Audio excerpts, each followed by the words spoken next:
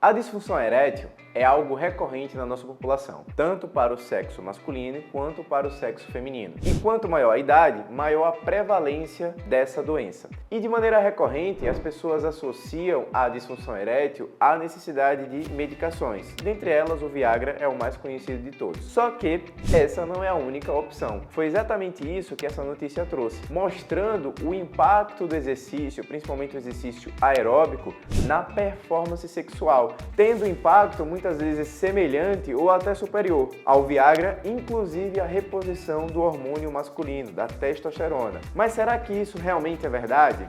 Se você tem interesse no tema, segue o vídeo.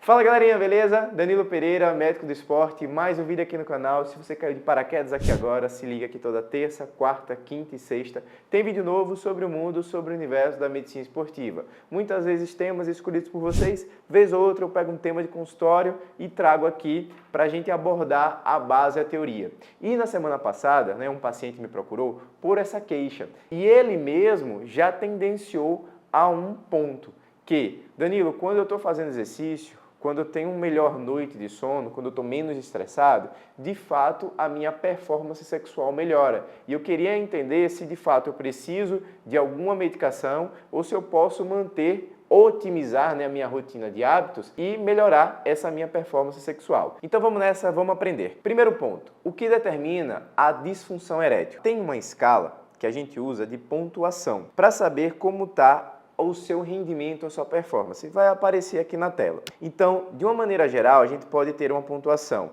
entre 5 a 25. Existem escalas que você coloca mais uma pergunta e aí você pode pontuar de 6 a 30, que é justamente essa a base do estudo que foi mostrado. Vamos lá, algumas perguntas bem assertivas aqui. Como você avaliaria a sua confiança em ter uma ereção? Então você pontua de muito baixa, baixa, moderada, alta, muito alta. E aí cada um deles vai ter um ponto, de 1 a 5. Com que frequência as ereções garantem a penetração? Durante o sexo, quão difícil é segurar a ereção até o fim? Com que frequência mantém a ereção após a penetração? E com que frequência o sexo foi satisfatório para você? Porque não é simplesmente você conseguir ter ereção, você ter o orgasmo, mas o prazer, ele foi presente? O sexo feminino, por vezes, tem muita queixa em relação a esse prazer, em relação a atingir o orgasmo. O homem, ele tem mais dificuldade de fingir, né? Você fica visualmente ali quando você atinge o orgasmo, mas as mulheres, por vezes, abalar um pouco o relacionamento, tem a execução, mas não tem o prazer. Então, essa percepção de bem-estar, de prazer no sexo, ele é também um fator que você tem uma maior qualidade ou uma disfunção da parte sexual. E aí esse estudo, que teve como base, ele avaliou 1.100 homens. Desses 1.100 homens, eles foram divididos em dois grupos. Um grupo com 600 pessoas e outro grupo com 500 pessoas. O grupo de intervenção, ele foi orientado a executar de 30 a 60 minutos de atividade aeróbica por semana, pelo menos de 3 a 5 vezes. Veja só, isso aqui a gente consegue entrar naquela zona de recomendação. Atividade aeróbica de moderada intensidade, de 150 a 300 minutos de atividade moderada por semana, ou de 75 a 150 minutos de atividade aeróbica de alta intensidade por semana. Você não precisa passar 5, 7, 10 horas fazendo exercício. Qualquer coisa é melhor que nada. E por diversos motivos, por vários benefícios, se você entra nessa zona, você vai ter os benefícios de um contexto geral. Benefícios cardiovasculares, a parte osteomuscular e especificamente hoje vamos falar da parte sexual. E desses homens, eles foram pontuados, em relação à sua percepção, em relação à sua qualidade da atividade sexual, entre 6 a 30. E a gente teve o segundo grupo, que foi o grupo controle, 500 pessoas que não tiveram a prática de exercício. Então, vamos evoluir nessa linha do tempo e ver, ao final do estudo, quem teve o melhor resultado.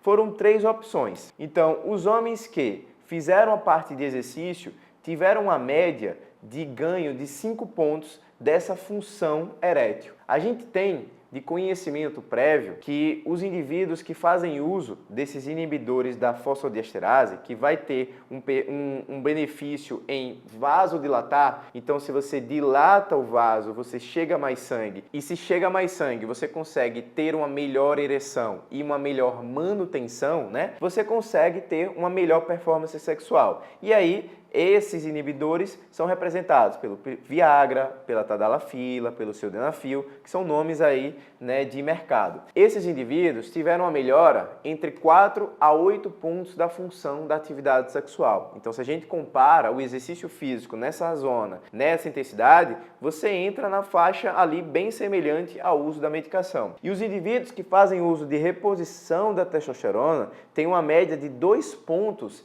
de melhor qualidade da atividade sexual. Ou seja, a prática de exercício físico, especificamente para essa literatura, teve um efeito superior à reposição de testosterona. Só que o exercício a gente não vai abordar só para o sexo masculino, a gente tem que abordar o sexo feminino também. E já tem alguns estudos, um deles aqui do ano de 2021, que avaliaram mulheres que eram fisicamente ativas e faziam exercício em média até 6 horas por semana. Dá mais ou menos 60 minutos dia, até 6 horas. Então, dessas 36 mulheres, foi observado um maior nível de desejo e de excitação comparado a quando elas eram sedentárias. As orientações para essas mulheres aqui foram o quê? Prática de pilates 2 vezes por semana por pelo menos 3 meses. Então, assim, às vezes vocês pensam em qual é o melhor exercício? Eu preciso fazer um exercício intenso, eu preciso fazer muito volume. É simplesmente fazer. Eram até 6 horas, mas se você tem uma prática de 2 vezes por semana, 3 meses, olha o tanto de tempo acumulado, olha o tanto de benefício que você tem para a sua função, especificamente nesse vídeo, para a função sexual. Danilo, e por que é que melhora a percepção de desejo, de excitação, mecanismos de lubrificação, mecanismos de manutenção da ereção? Por 2 pontos básicos. Primeiro, pelos benefícios circulatórios. Você precisa ter circulação na sua região genital para que você tenha o desejo e o prazer, né, durante a execução. Se você melhora esse processo de circulação, você melhora o seu desempenho. Segundo ponto, por mecanismos de receptores. O seu corpo é uma casa, certo? Nessa casa você tem uma porta. Essa porta você tem uma fechadura. E aí você precisa colocar uma chave, abrir essa porta e permitir que aquele fluxo sanguíneo ele aumente. Isso a gente chama de receptor. E a gente tem alguns receptores que a gente chama de endocannabinoides. Esses receptores, eles respondem a estímulos com qualidade de bem-estar. Então, o exercício físico, ele libera endorfina. A endorfina é a chave que precisa abrir essa portinha. Além do segundo ponto, que você aumenta também a concentração de testosterona. Você tem o estímulo, né, da produção de FSH, de LH, que são as coisas que vão sinalizar para um aumento nessa concentração de testosterona. A prática regular de exercício vai ter uma melhor composição, vai desenvolver uma melhor composição de massa muscular por massa de gordura, que esse é o ponto-chave para você melhorar a concentração de testosterona no seu corpo. Se você tem um cenário de mais alta massa de gordura e mais baixa massa muscular, você vai ter resistência à produção de testosterona. E não é simplesmente repor a testo em gel ou aplicação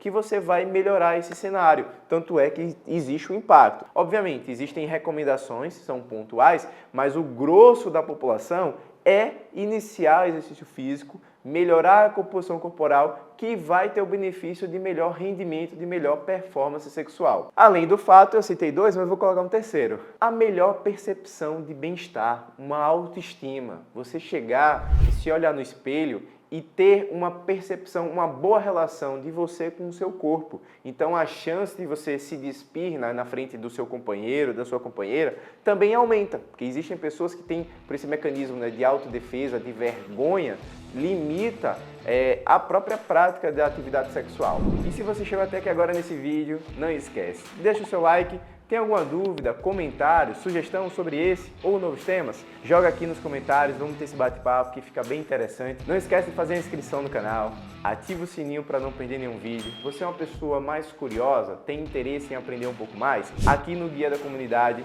toda quinta-feira, às 8 horas, a gente tem um encontro, tem um bate-papo, né, sobre esses detalhes que eu estou trazendo aqui para vocês. Eu vou deixar o link do artigo aqui na descrição e vamos pro próximo.